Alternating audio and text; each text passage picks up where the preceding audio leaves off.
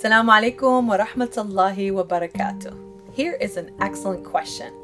How can I deal with cultural stigma when it comes to mental health? I find this somewhat humorous sometimes because when we look at culture and mental health, it is absolutely horrid. It is against what mental health is all about, and especially when we look at it from a psycho-spiritual faith perspective. Culture says, well, you need to pray more. You need to believe more in God. You need to read more du'as, read more of the Quran. Then you will be okay. Then your mental health will be okay. The reality is, of course, there is a huge, significant link between spirituality, religion, and psychology and your mental health. But this is not what culture is talking about. Culture adds taboos and shame and makes mental health seem as though it's something almost not real, and it's something to be hushed about and brushed under the carpet and ignored, when in reality, we know when it comes to the Canadian Mental Health Association or the World Health Organization, the stats show that 1 in 5 or 1 in 4 people will be impacted by mental health illnesses, challenges, or disorders over their lifetime. It could be a family member, it could be you, it could be a colleague or a friend. This is what the stats show. So it's no joking matter when 1 in 4 or 1 in 5 people are going to be impacted by mental health, regardless of their age, their race, their socioeconomical status, their faith. Yes, including their faith. When we take a look at mental health and culture, we need to separate the two. It is a reality we all deal with. If you don't take care of your mental health, you're bound to have mental health issues. Just like when you don't take care of your physical health, you are bound to have physical issues. Let's take a look at diabetes, for example, right? This is an illness we are all familiar with. You need to regulate your glucose regulation with insulin shots, right? It needs to be in balance. When it's high or too low, you take that insulin shot, you have a healthy lifestyle, you manage your glucose intake, and overall, you tend to be okay.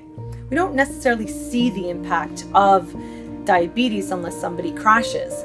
But when it comes to mental health, we don't seem to have the same attitude as physical health.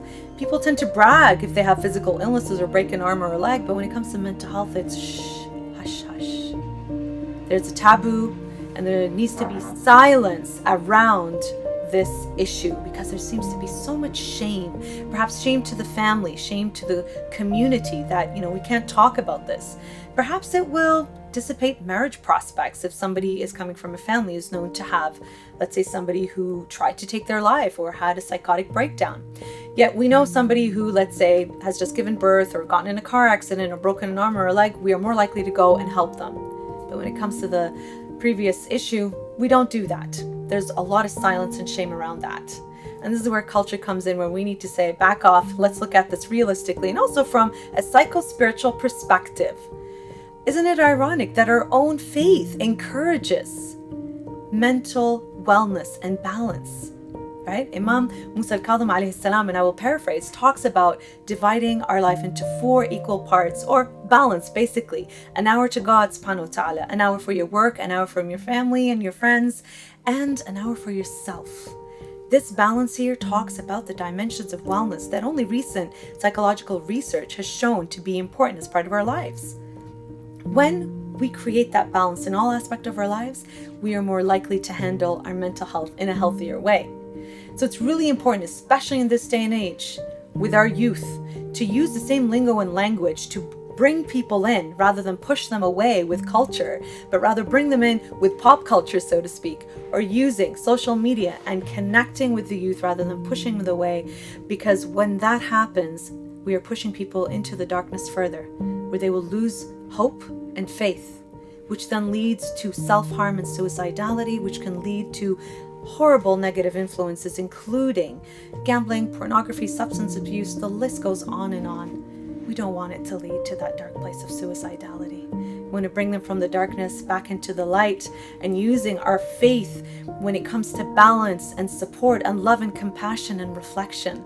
And I conclude with this beautiful ayah from the Quran, which has always been a source of information as well as inspiration when it comes to mental health and wellness. Bismillah ar-Rahman ar-Rahim. Ala bi dhikrillah tatma'inna al-qulub. Verily, with the remembrance of Allah, do hearts find that peace and that serenity. And this is where our mental health balance comes in. psycho-spiritual, social, rather than allowing the culture to push people away. We want to bring it back to that balance, to have that good wellness, inshallah.